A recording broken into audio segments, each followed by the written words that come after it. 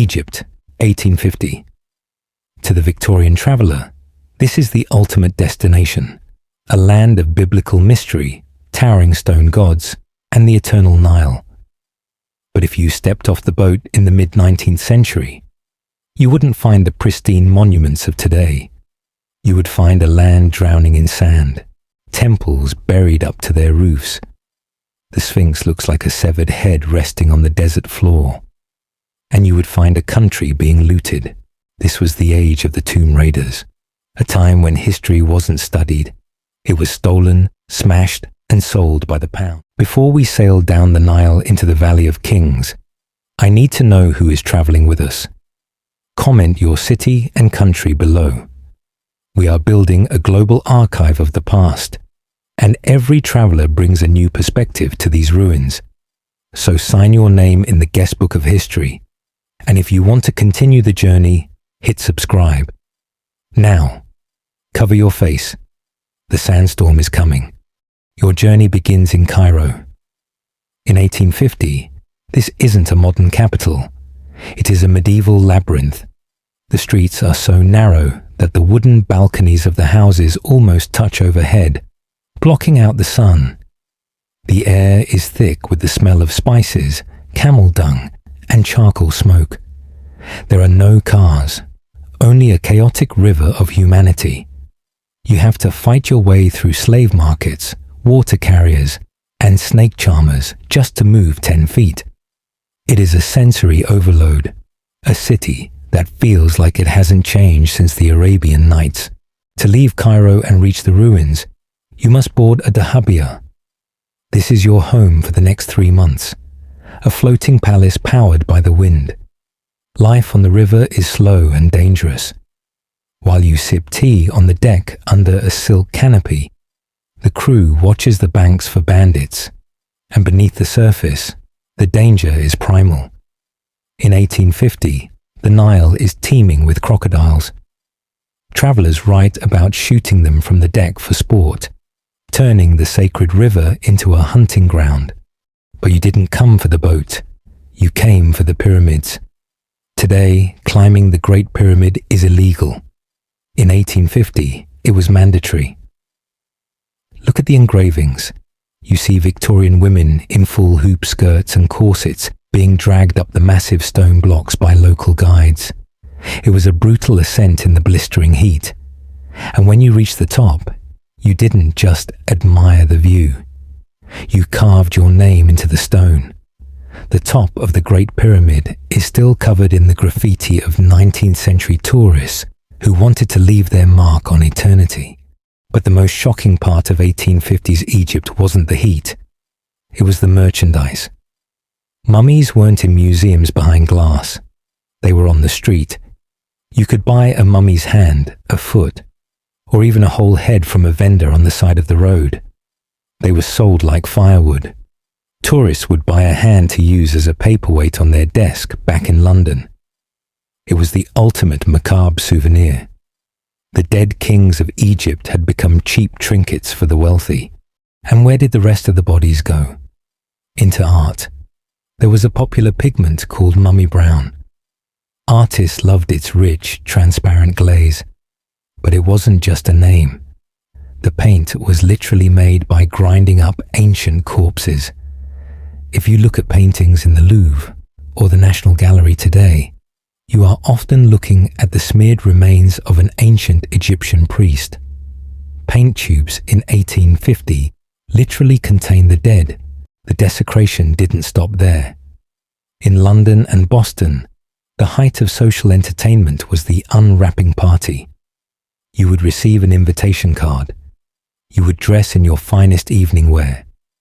You would drink champagne and gossip while a host cut away the bandages of a 3,000-year-old corpse in the middle of the living room. As the dried skin was revealed, the crowd would cheer. It was a spectacle of absolute arrogance. The dead treated as a parlor trick. If you weren't painting with them or displaying them, you were eating them.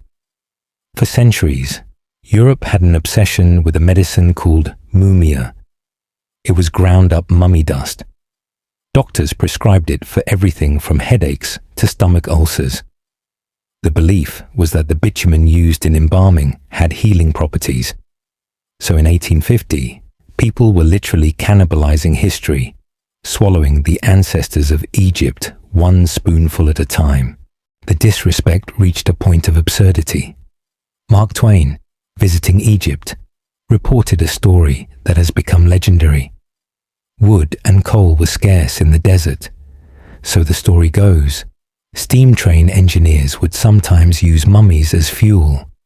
The dried bodies, soaked in resin and bitumen, burned hot and fast. Whether it was a widespread practice or a dark traveler's tale, the joke of the era was, "Pass me a king. These plebeians don't burn well enough. Travel further south, and you reach Karnak." If San Francisco had a forest of moss, Egypt had a forest of stone. The hypostyle hall consists of 134 massive columns, so large that 100 men could stand on top of one. In 1850, this place is a ruin. Many columns have toppled. The floor is covered in mountains of rubble. Walking through here felt like walking through the skeleton of a giant beast. It was proof that even the greatest empires eventually crumble into dust. But who supplied all these artifacts?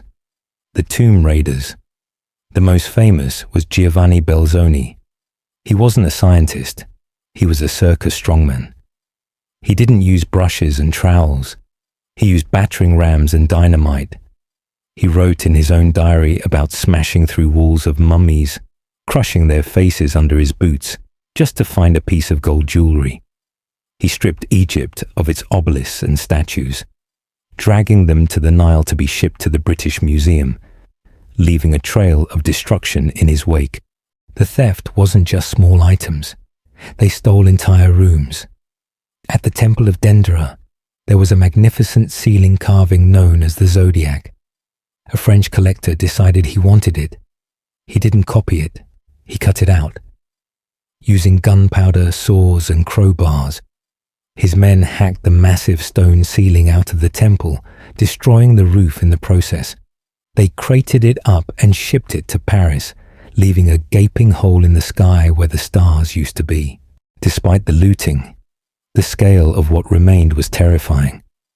Travel down the Nile to Edfu. In 1850, you couldn't walk into the temple. You walked over it. The sand had piled up so high over thousands of years that the temple was buried. An entire village of mud brick houses was built on the roof of the temple.